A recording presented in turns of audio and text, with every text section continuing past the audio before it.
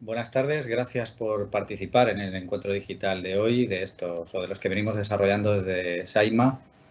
Soy Javier Sastre, del área legal de SAIMA.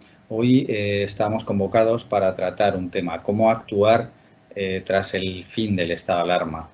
Bueno, a día de hoy la convocatoria se mantiene tal cual, pero como el propio estado de alarma. Es decir, esperábamos cuando trabajamos en esta materia que pudiéramos o que estuviésemos en un escenario distinto, pero en cualquier caso analizaremos cómo la situación que venimos acarreando desde el famoso Real Decreto 463/2020, de 14 de marzo, que declaró este estado excepcional, este estado de alarma, a la actualidad o a lo que sea el último de ellos que levante el mismo con sus 6 prórrogas, han afectado, cómo esto ha venido afectando a nuestra vida societaria. Para ello vamos a estudiar nos hemos decantado por 3 temas que hemos considerado importantes o relevantes y que analizarán las compañeras del área legal que hoy me acompañan.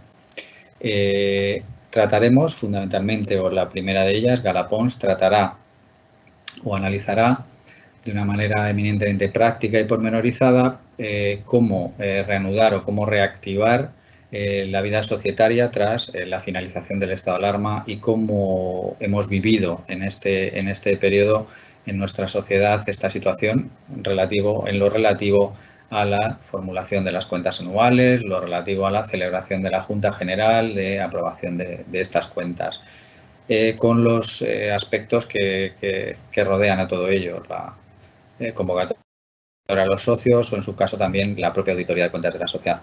Seguidamente, otra compañera del área legal, también al igual que Gala, especialistas ambas en derecho societario y mercantil, tratará cómo estos reales decretos que se han ido dictando, tanto desde el primero que establece el estado de alarma con la paralización o con las medidas que acarrea, como los posteriores, cómo han afectado al funcionamiento de las relaciones contractuales en las que está inmersa nuestra compañía, nuestra sociedad, y que no se han visto afectadas. Y que no se han visto o cómo las ha afectado fundamentalmente. Finalmente, yo cerraré este encuentro analizando la situación en la que nos podemos encontrar de impagos o de falta de cobro de las cantidades, o debido fundamentalmente a las insolvencias que se hayan generado debido a la paralización de la actividad económica tras el estado de alarma o como consecuencia del estado de alarma. Os recuerdo también que se os facilitará o que tendréis acceso, no sé en qué momento, en este encuentro, a un acceso en el que podréis rellenar una encuesta, así como la posibilidad de realizar preguntas. Sin más, yo creo que lo que ya procede, para no alargarme mucho y para entrar cuanto antes en materia, es que dé paso a mi compañera para que entre a analizar este primer tema de los que os proponemos para hoy. Muchas gracias, os dejo con Gala Pons. Gracias, Javier, y buenas tardes a todos. Bueno, yo soy Gala Pons, soy abogada del área legal de SAIMA y, como mi compañero os ha comentado, voy a ser la encargada en este encuentro digital de hablar de la reanudación o la reactivación de la vida societaria una vez finalizado el estado de alarma. Bueno, ese es el título original que habíamos previsto, porque lo cierto es que ninguno de nosotros nos esperábamos estar ttodavía inmersos en este estado de alarma. Lo cierto es que la idea inicial era hablaros de qué pasa después en eso que llaman la nueva normalidad. Pero, bueno, la realidad ha superado todas nuestras expectativas y seguimos en estado de alarma. No obstante lo anterior, no solo es urgente, sino necesario que las sociedades comiencen a reactivar esa vida societaria. Y, en concreto, estoy hablando de la formulación y la aprobación de las cuentas de 2019, que en la mayoría de los casos ha quedado colgada por esta situación de pandemia. En concreto, el legislador, como más adelante os comentaré, ha previsto, como os he comentado, la necesidad de que estas cuentas no solo se formulen, sino que se aprueben, a pesar de que siga vigente ese estado de alarma. No me voy a adelantar en esto, vamos a hacerlo de forma ordenada. Sí que os voy a, como no tenemos demasiado tiempo, sí que he querido centrarme en las sociedades de capital cuyo ejercicio social coincide con el año natural. En cualquier caso, si tenéis dudas respecto de otro tipo de entidades o otros cierres, me las hacéis llegar tanto en el chat que creo que está activado o por correo. Sin más dilación, bueno, me centro en lo que es formulación y aprobación de cuentas. ¿Qué dice la ley? La ley dice que durante los 3 primeros meses del ejercicio la administración debe reunirse para formular las cuentas anuales, el informe de gestión y hacer una propuesta de aplicación de resultado. Y durante los 6 primeros meses del ejercicio será la Junta General Ordinaria quien deba reunirse para aprobar esas cuentas anuales. Además, esas cuentas anuales deben ser depositadas en el registro mercantil transcurrido un mes, o no, perdón, no más tarde de un mes desde la aprobación de esas cuentas anuales. ¿Qué pasa? Se declara estado de alarma y, como en otras ocasiones, o sea, para otros plazos, se paralizan estos plazos. Y el legislador establece que, bueno, que se reactivarán una vez finalice ese estado de alarma. Y lo que dice es, se paraliza el plazo de formulación, que se reactivará una vez finalice el estado de alarma, por otros 3 meses a contar desde ese momento, y la Junta General Ordinaria deberá aprobar las cuentas en 3 meses adicionales a contar desde el plazo para la formulación de las mismas. Nada se dice respecto al depósito de las cuentas anuales y se sobreentiende que se hace al mes desde la aprobación de las mismas. Como al propio legislador le ha pasado como a nosotros, se ha sorprendido en junio todavía con un estado de alarma vigente y ha temido que no se pudiera cumplir todos estos requisitos en este año natural. Con lo cual, mediante el Real Decreto 19/2020, ha establecido unos plazos definitivos tanto para la formulación como para la aprobación y el depósito de las cuentas anuales. Y establece una fecha de inicio de cómputo de plazos y esa fecha es el 1 de junio. Y lo que dice es, bueno, a partir del 1 de junio, la Administración tiene 3 meses para formular las cuentas anuales. La Junta General ya no va a tener 3 meses, tiene 2 meses para la aprobación de esas cuentas anuales desde que finaliza el plazo para formular y luego hay un mes adicional para su depósito en el registro mercantil. Os he compartido un cuadro donde esto se ve más claro, pero al final se traduce en lo siguiente, que la formulación de las cuentas anuales no podrá hacerse más tarde del 31 de agosto de 2020, que su aprobación no podrá llevarse a cabo más tarde del 31 de octubre de 2020 y su depósito, por tanto, no más tarde del 30 de noviembre de 2020. Además, y aunque no lo diga de forma expresa, se ha interpretado que ese 1 de junio también es el punto de partida para el cómputo del plazo para la legalización de libros. Ese plazo es de 4 meses, con lo cual se entiende o se ha entendido que los libros se deberán legalizarse no más tarde del 30 de septiembre de 2020. Además, ese Real Decreto 19/2020 también establece que la auditoría de las cuentas anuales podrá llevarse a cabo vigente el estado de alarma. ¿Por qué ha establecido esa excepción? Porque inicialmente se había previsto que se podría llevar a cabo durante en el plazo de 2 meses finalizado el estado de alarma, pero claro, se podía dar esa situación extraña en la que yo hubiera formulado mis cuentas anuales, estuviera en plazo para aprobarlas, sin embargo no hubiera podido desarrollar esa auditoría de cuentas, con lo cual se establece la posibilidad de que esas cuentas, esa auditoría de cuentas se realice vigente el estado de alarma.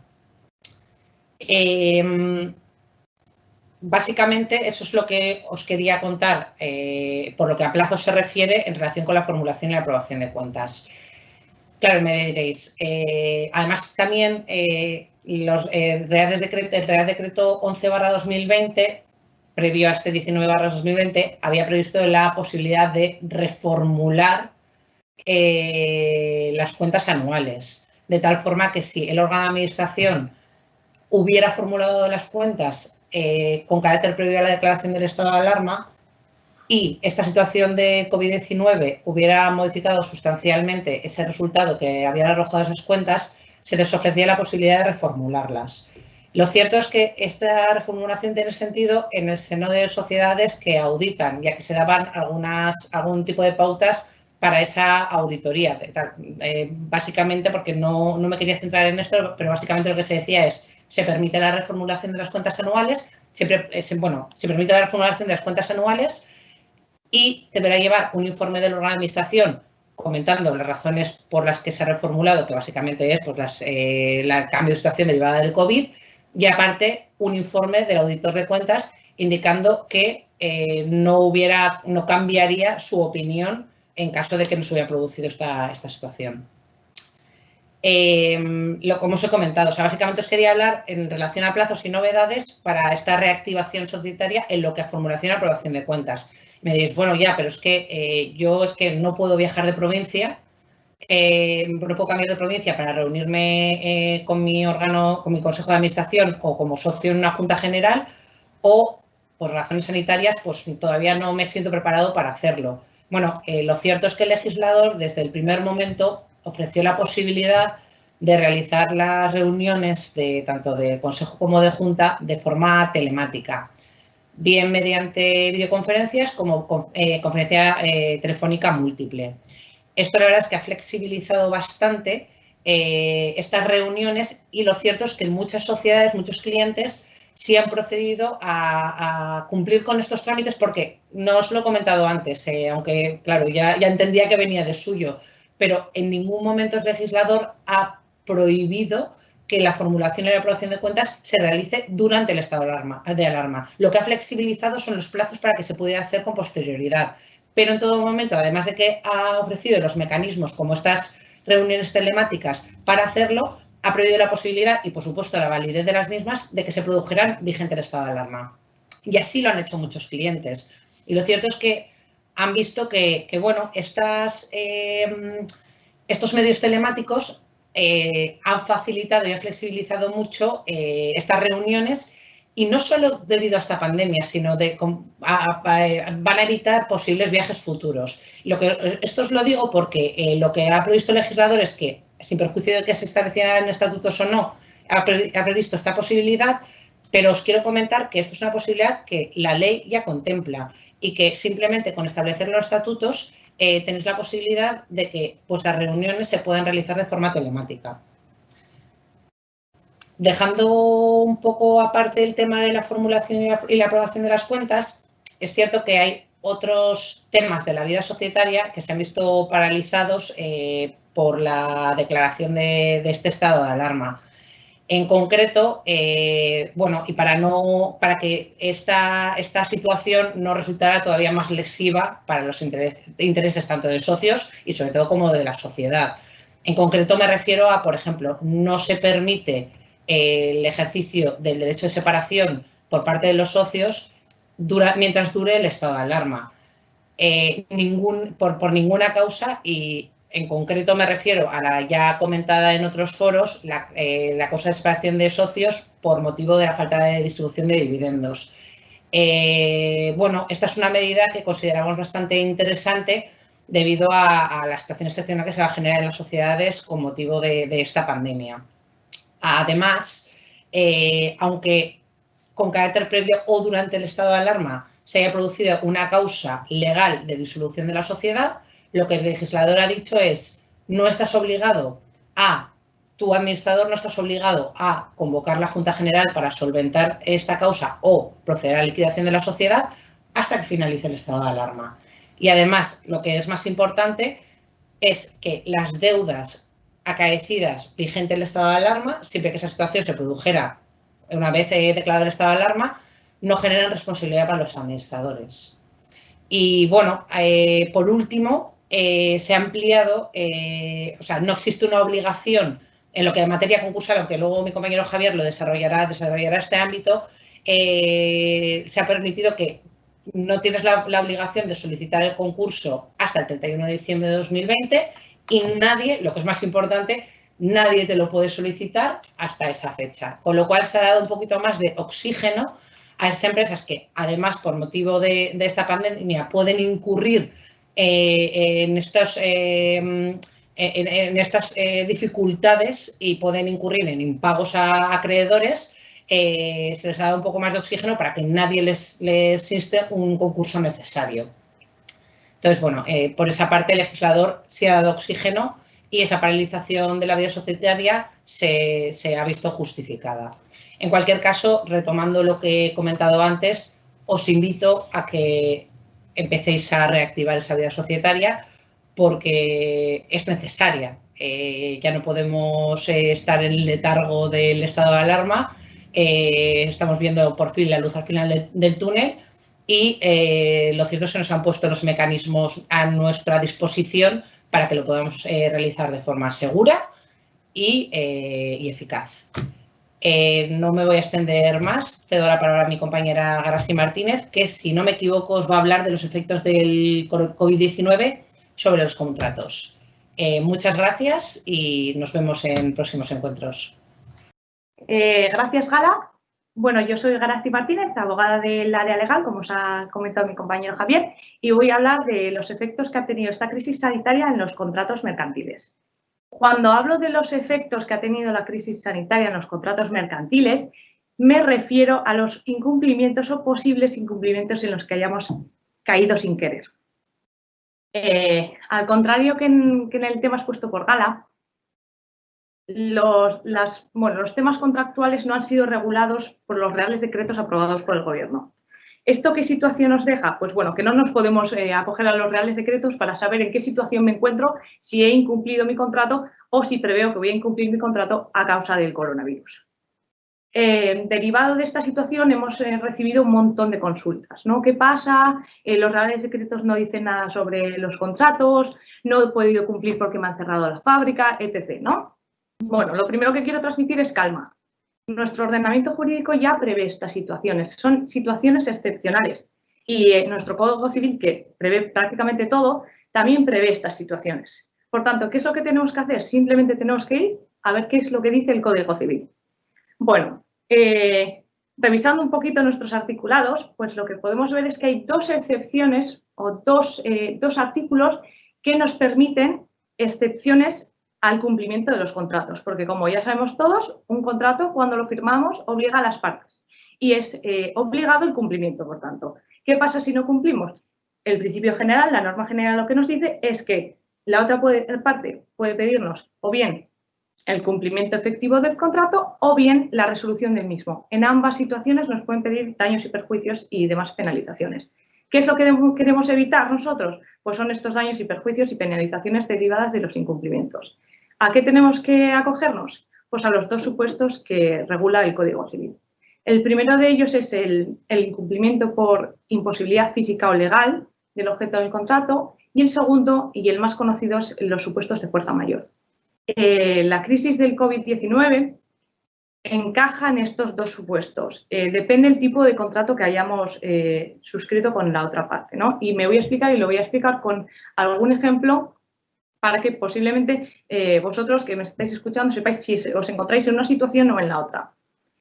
Cuando hablamos de imposibilidad legal o física es, por ejemplo, que yo me dedicase a la fabricación de mascarillas y que me hubiese comprometido con la otra parte a entregarle un pedido de mascarillas y a causa de la crisis sanitaria y los reales decretos aprobados por el Gobierno, pues haya venido el Gobierno y me las haya confiscado. ¿Qué pasa? Que yo no he entregado mi pedido de mascarillas a mi cliente.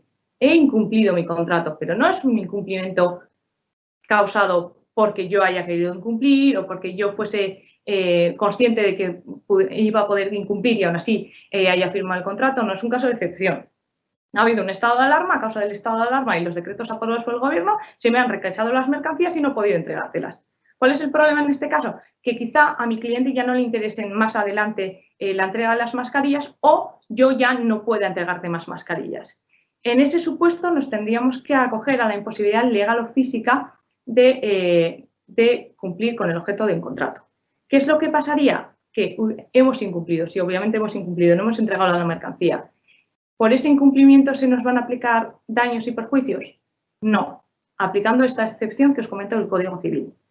Lo que sí que nos dice el Código Civil es que se podrá resolver el contrato, esto ya está, no ha habido contrato, digamos, se resuelve el contrato. Pero si yo hubiese recibido por esa prestación un pago adelantado, por ejemplo, obviamente los pagos adelantados deberán devolverse a la otra parte. Digamos que con esto, pues volvemos a la situación, con esta excepción, volveríamos a la situación previa a la firma del contrato, ¿no? Ni yo te devuelvo el dinero y tú no vas a recibir mi mercancía. Esa es una de las primeras excepciones que prevé el Código Civil. La segunda, y quizá la más famosa y que más puede darse, son los supuestos de fuerza mayor. Muchos de vosotros incluso tenéis incluidas las cláusulas de fuerza mayor en los contratos. Esto ayuda mucho porque ya en el propio contrato, por lo tanto, habrá que revisar caso a caso, cada uno como tengáis firmado, y en el propio contrato estaréis previendo qué es lo que vais a hacer en un supuesto de fuerza mayor.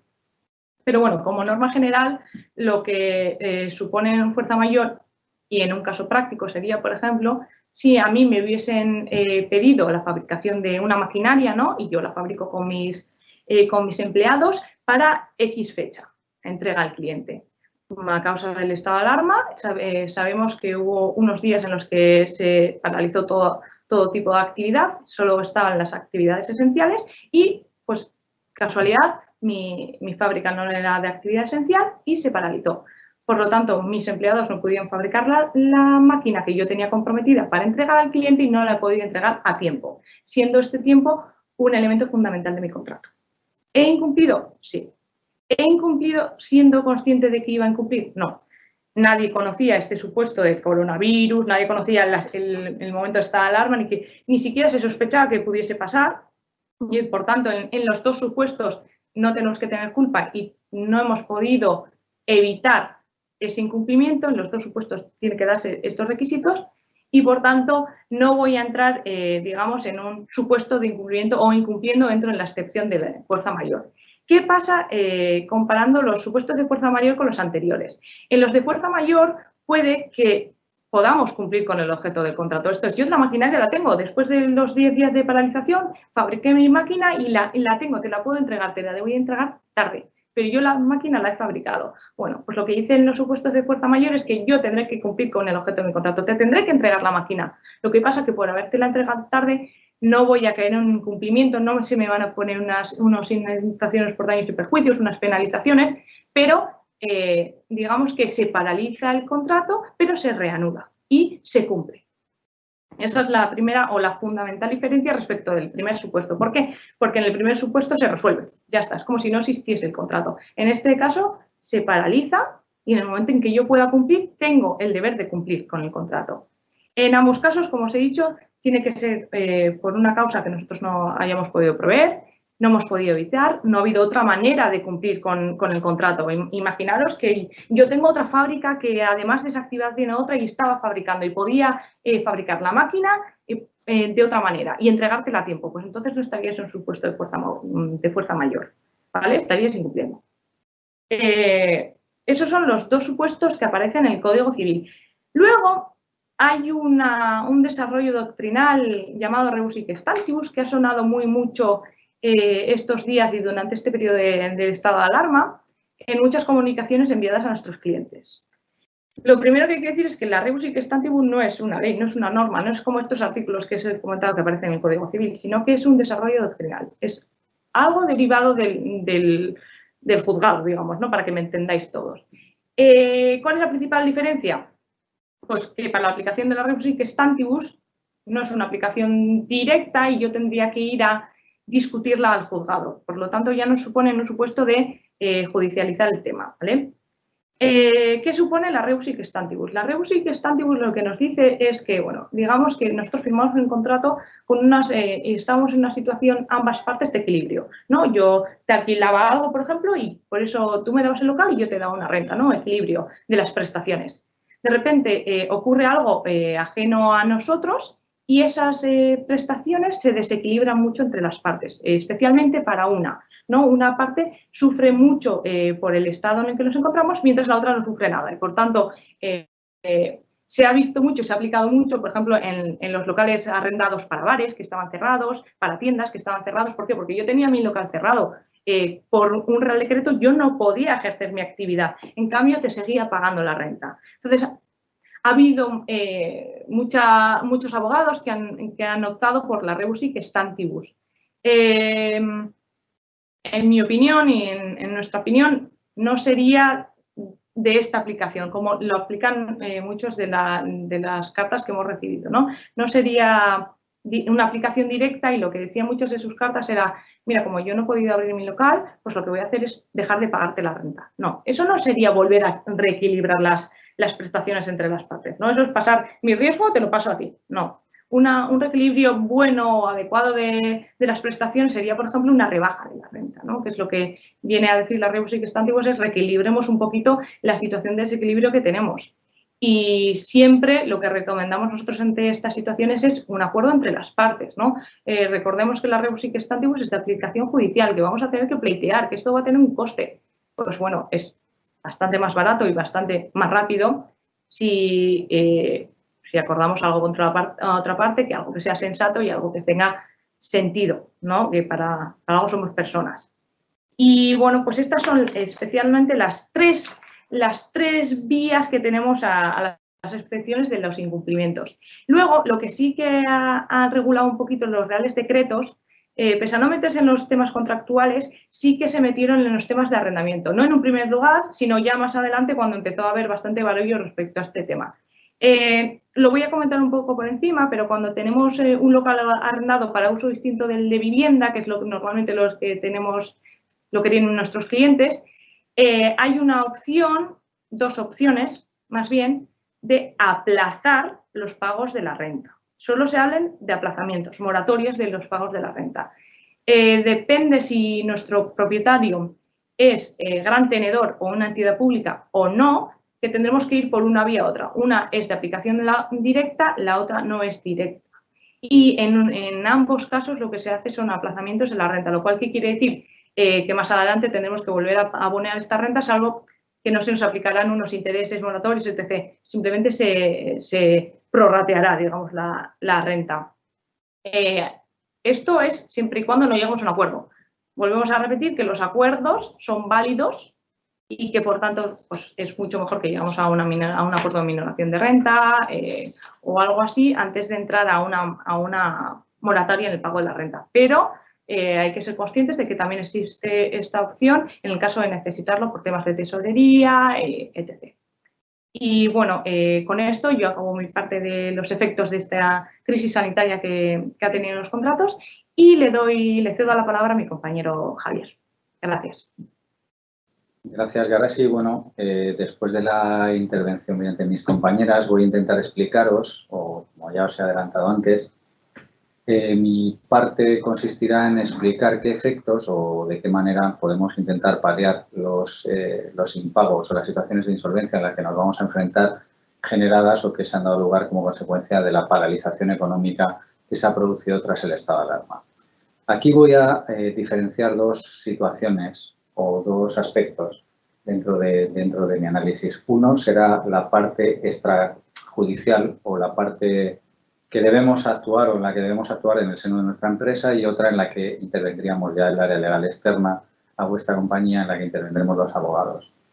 Como toda crisis económica o en toda crisis económica, aumenta exponencialmente el riesgo de insolvencia de nuestros clientes. Ocurrió en la anterior crisis, en los años 2008-2009 y vuelve a ocurrir ahora. Debemos prever esta situación. ¿Qué consejos podemos daros en relación a ello? Pues obviamente en este sentido, y son consejos orientados fundamentalmente a facilitar nuestro posterior trabajo en el caso de que tengamos que intervenir. Las recomendaciones son muy sencillas, son prácticamente de sentido común, pero que muchas veces por el día a día obviamos y dejamos de lado aspectos prácticos que son fundamentales.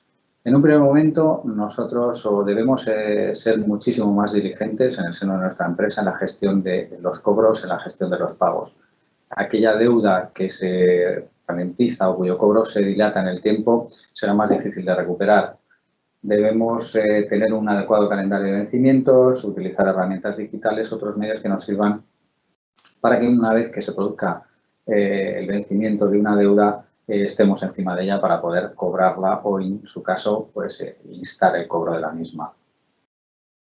Es importante también que una vez que se produce ese vencimiento, que nos salta esa alarma, debemos verificar qué ha pasado. Debemos analizar cuál es la situación jurídica de nuestro deudor, de nuestro cliente. A día de hoy hay muchas herramientas para su verificación, igualmente podemos ayudaros en ese sentido. Una vez que hemos hecho ese análisis, contactamos con nuestro deudor y bueno, pues intentaremos inicialmente obtener una explicación satisfactoria de esa situación o renegociar la situación de esa deuda. Paralelamente, ya debemos estar trabajando en la documentación de esa deuda. damos por hecho que todo el procedimiento o toda la trazabilidad de un pedido lo tenemos adecuadamente documentado. Tenemos la recepción de un pedido, un albarán de entrega debidamente documentado y firmado, la justificación de esa entrega y la factura posterior. Si además tenemos otros elementos, otras garantías tipo letras, pagarés, pues mucho mejor porque ellas ya implícitamente suponen un reconocimiento de esa deuda. En el caso de que no tengamos documentada, es el momento antes de iniciar otras actuaciones, de documentar esa deuda, documentar ese proceso. Una vez que lo tenemos todo recopilado, esa materia ya recopilada, iniciamos paralelamente las actuaciones con el cliente, intentaremos negociar o renegociar esa situación de pagos. Volvemos en la misma línea que han expuesto mis compañeras. Aquí no se trata de judicializar los asuntos, se trata de solucionarlos. Evidentemente, un acuerdo pasará por un reconocimiento de deuda, pasará por, bueno, pues en este sentido, cualquier fórmula de aplazamiento con establecimiento de garantías. No hay modificaciones legislativas al respecto, sigue perfectamente en vigor la Ley de Prevención de Morosidad en operaciones comerciales. Los plazos de pago que se establecen actualmente son de 60 días. Y bien, bueno, pues autonomía voluntad de las partes en el establecimiento de las mismas. Una vez que tengamos hecho ese reconocimiento de deuda, hemos detectado el problema a tiempo y lo hemos podido atajar, pues no irá más allá. ¿Qué ocurre si esto no se ha producido? Si después de esta situación no hemos podido contacto con el cliente, este nos ha resuelto con evasivas, no nos ha llegado a materializar esas garantías, no nos entrega esa letra, bueno, pues ahí ya entraríamos en la segunda parte, que sería la judicialización del asunto o la intervención del área legal en el cobro de esa deuda. El primer paso que deberemos tomar es el análisis de la documentación que previamente habréis recuperado, de la que os habéis previsto y analizaremos la viabilidad del asunto. Una vez que tengamos este análisis previo hecho, normalmente el primer procedimiento, el primer paso para la recuperación de la deuda es la reclamación desde el departamento legal, desde el área legal, normalmente mediante un documento o una comunicación fehaciente, tanto en su entrega como en su contenido, como suele ser el burofax. Seguidamente, si este no obtiene respuesta, pasaremos a los sistemas legales, ¿no?, de reclamación de deuda. Aquí, ¿cuál es la novedad? Bueno, pues la novedad es que no hay novedad. Es decir, los procedimientos jurídicos no han sufrido, más allá de la ampliación el establecimiento del mes de agosto como un mes hábil para la actuación en tribunales, no hay ninguna modificación sustancial al respecto. Es decir, los procedimientos son idénticos anterior al estado, a la situación existente anterior al estado de alarma. Habitualmente utilizamos o bien el procedimiento monitorio, que es una mera reclamación del importe de la deuda, y ante vía judicial presentaremos una demanda de procedimiento monitorio que, una vez admitida a trámite, será remitida al deudor. Este podrá realizar tres actuaciones, o bien pagar, ya que el juzgado le girará inmediatamente una solicitud de pago, instándole para que ese persone pague o, en su caso, manifieste lo que tenga por conveniente. Si el acreedor paga, habremos finalizado el procedimiento. Perdón, si el deudor paga, habremos finalizado el procedimiento. En caso de que no pague, pueden ocurrir otras dos cosas, o bien que se oponga, en cuyo caso nos vamos a ver abocados a interponer una demanda conforme al procedimiento que corresponda por cuantía, o si no se opone y ni siquiera comparece, el juzgado dictará un auto que es directamente ejecutivo. Habremos pasado de tener una factura a tener un título ejecutivo en el que ya no se va a discutir el importe ni se va a discutir el fondo del asunto. Directamente es ejecutable. Si no optamos por el procedimiento monitorio o después de un procedimiento monitorio nos hemos visto en la necesidad de un procedimiento declarativo, pues el procedimiento verbal o el procedimiento ordinario tendremos que acreditar con toda esa documentación que ya hemos preparado la existencia de la deuda, que esta es una deuda vencida, líquida, exigible y que hemos cumplido correctamente con nuestras obligaciones y, por tanto, solo lo que estamos pidiendo es el correcto cumplimiento del contrato a la parte deudora, es decir, el pago. Por otro lado, si hemos tenido la posibilidad, o bien porque inicialmente lo tengamos así previsto en nuestro sistema comercial, o bien porque después de esta negociación de la que hemos hablado, hemos obtenido un mecanismo o unas garantías de pago como una letra o un pagaré, podremos optar, en lugar de estos procedimientos que os he comentado, el procedimiento monitorio o los declarativos, podremos optar por un procedimiento, bueno, pues en este caso cambiario, que prevé sencillamente la ejecución de ese título y los motivos de oposición a la misma serían distintos, son unos motivos tasados.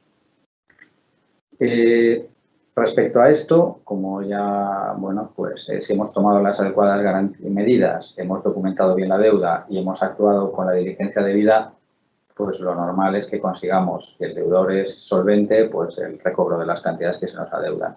En el ínterin o en todos estos procedimientos siempre existe la posibilidad de la solución extrajudicial al asunto y que se homologue dentro o en el seno del procedimiento.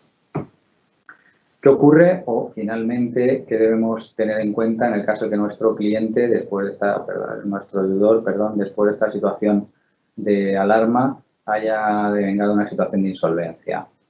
Bueno, pues aquí sí ha habido una pequeña modificación. En esta vorágine legislativa en la que hemos estado inmersos o en la que todavía estamos y que esperemos no continúe mucho más, además de todos estos reales decretos, ha entrado en vigor una nueva ley concursal. Texto refundido que se aprueba por un Real Decreto Legislativo 1/2020 de 5 de mayo, que entra en vigor el 1 de septiembre del año 2020, entra en vigor el 1 de septiembre próximo, y que va a convivir con unas medidas que se han adoptado en los reales decretos dictados en el seno del estado de alarma. Fundamentalmente, lo que nos afecta en relación al cobro de estas deudas será, por un lado, que nuestro deudor no se va a ver en la obligación de instar un concurso de acreedores a pesar de encontrarse en una situación de insolvencia actual o inminente hasta que finalice el año, hasta el 31 de diciembre del año 2020. Por tanto, se le ha dado un paraguas muchísimo mayor y para nosotros supone un freno, puesto que ni el deudor tendrá la obligación ni nosotros como acreedores podremos instar un concurso necesario en ese mismo periodo de tiempo.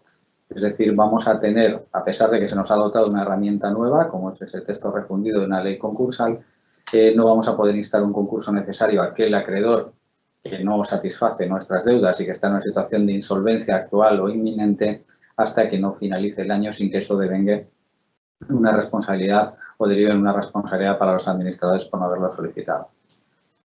En cualquier caso, respecto a toda la materia concursal, será objeto seguramente de otro encuentro digital de estos que venimos teniendo y para lo cual, bueno, pues también estamos a vuestra disposición para ayudaros en cualquiera de estas situaciones. Y con esto, pues finalizo mi intervención agradeciendo vuestra participación y recordando que tenéis ese enlace para rellenar encuestas y participar con las preguntas que os contestaremos. Bueno, muchas gracias.